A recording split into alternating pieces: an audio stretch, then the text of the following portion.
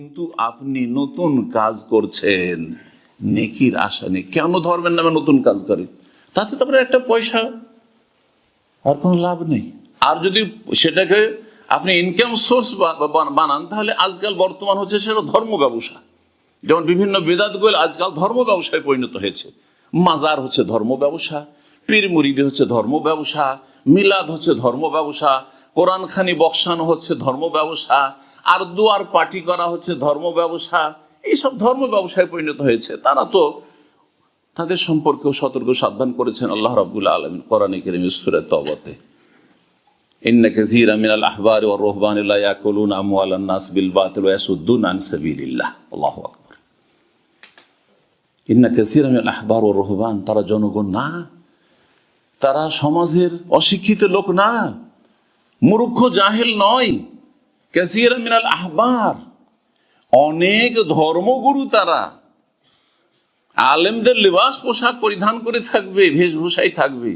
ওর রহবান, এবং তারা ধার্মিক। তাদের আলেমরা এবং আবেদরা, পরহেজগার লোকেরা, অসৎ লোক যারা সমাজ বিরোধী কাজ করে, বিভিন্ন ক্রাইমে জড়িত, ওরা না, এরা ধর্মীয় বেশভূষা নিয়ে, পোশাক নিয়ে আছে। ধর্মগুরু এর আহবার রহবান লা ইয়াকুলুনা আমওয়ালান নাস বিল বাতিল, মানুষের ধন সম্পদ খাওয়ার চেষ্টা করে, ভক্ষণ করার চেষ্টা করে, পকেট থেকে টানার চেষ্টা করে, হালাল ভাবে না, বিল বাতিল, অবৈধ পন্থায়, বাতিল পন্থায়, হারাম পন্থায়। এটা হচ্ছে ধর্ম ব্যবসায়ীদের চরিত্র। তারা টাকা পয়সা টানার চেষ্টা করবে, নজরানা নেওয়ার চেষ্টা করবে, বকশিস নেওয়ার চেষ্টা করবে, ধর্মকে পুঁজি করে তারা সেটাকে ইনকাম সোর্স মনে করবে। দিনের খাদেম হয়ে জান্নাতে যেতে হবে, তাকেও জান্নাতে যাওয়ার চেষ্টা করতে হবে দাওয়াইর আল্লাহর কাজ করে। এটা তার টার্গেট নয়। লা ইয়াকুলুনা আমওয়ালান নাস বিল বাতিল ওয়া ইয়াসুদ্দুনা আন সাবিলিল্লাহ, এইদিকে ধর্ম ব্যবসা করলো, মানুষের পকেট থেকে টাকা ছিনতাই করলো বড়ই চালাকির সাথে, ধর্মীয় বেশভূষা নিয়ে, ধর্মের রঙে রঞ্জিত হয়ে। ওয়াসুদ্দুনা আন সাবিলিল্লাহ, প্লাস তার সাথে কি করলো, আল্লাহর রাস্তায় চলতে বাধাও দিল। আন সাবিল, এখানে সাবিলুল্লাহ, এই সাবিল সুন্নাতের রাস্তায় চলতে বাধা দিল। বেদাতি কাজ না করলে টাকা পয়সা পাবে না, তাবিজ ব্যবসা না করলে টাকা পয়সা পাবে না। একজন সহি আকীদার মসজিদের যদি কেউ ইমাম হয়, মুয়াজ্জিন হয়, বেচারার মাসে যে বেতনটা আছে সেটাই ব্যাস। আর না তাবিজের ইনকাম, না আপনার শয়ে বরাত হালুয়া রুটির ইনকাম, না কোরআন খানি বক্সানোর ইনকাম, না অন্য কোনো আর ধর্ম, না পীর মুরিদির ইনকাম, না নজরানা, না বকশিস, কিচ্ছু নেই তাদের। কিন্তু এদের ইয়াসুদ্দুনা আন সাবিলিল্লাহ, আল্লাহ রাস্তায় বাধাও দিচ্ছে। বেদাতের রাস্তায় চললেই আর সুন্নতের রাস্তায় বাধা দিলেই এই ধর্ম ব্যবসা চালু থাকবে।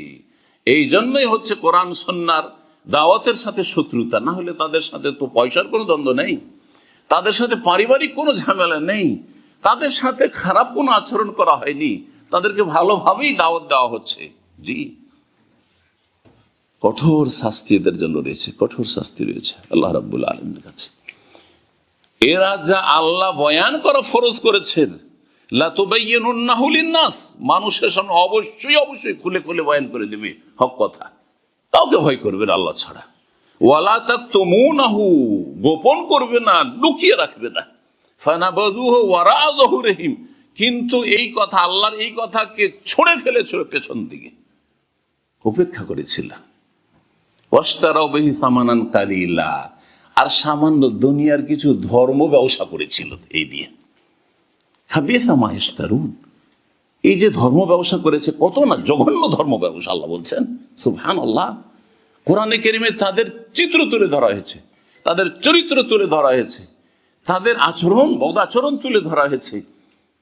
জি, তো সতর্ক সাবধান করছি এইসব পথ থেকে। এই দিয়ে আপনি চিনতে পারবেন যে কারা হক কথা বলে, কারা বাতিল কথা বলে, কারা আপনার পকেটের দিকে লোভ করে, আর কারা আপনার কলবের দিকে লোভ করে। যদি আপনার অন্তরটা ফিরে দিতে পারতাম, আপনার অন্তরটা যদি কোরআন সুন্নাহর দিকে ফিরিয়ে দিতে পারতাম, আপনার অন্তরটা যদি জান্নাতের দিকে ফিরিয়ে দিতে পারতাম, আপনার অন্তরটা যদি তাওহীদের দিকে ফিরিয়ে দিতে পারতাম, আপনার অন্তরটা যদি দ্বীনের দিকে ফিরিয়ে দিতে পারতাম।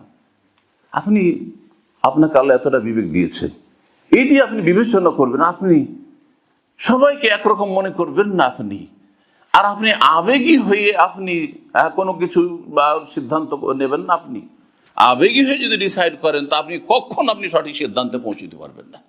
সুতরাং আপনাকে আল্লাহ জ্ঞান দিয়েছেন, বিবেক দিয়েছেন। লাহুম কুলুবুন লা ইয়াফকাহুনা বিহা, এই কলুব, হৃদয় দিয়ে আপনাকে ফিকহ বুঝতে হবে যে কোনখানে হক আছে, হকের কোয়ালিটিটা কেমন, আর বাতিল কেমন হয়।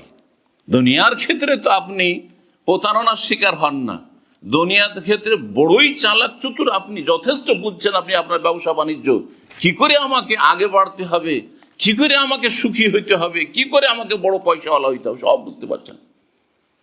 এর চাইতে বেশি গরজ করতে হবে আপনার জান্নাতের রাস্তাকে এবং জান্নাত কি, যাতে করে আপনি জান্নাতে পৌঁছতে পারেন। আল্লাহ যেন তৌফিক দান করেন।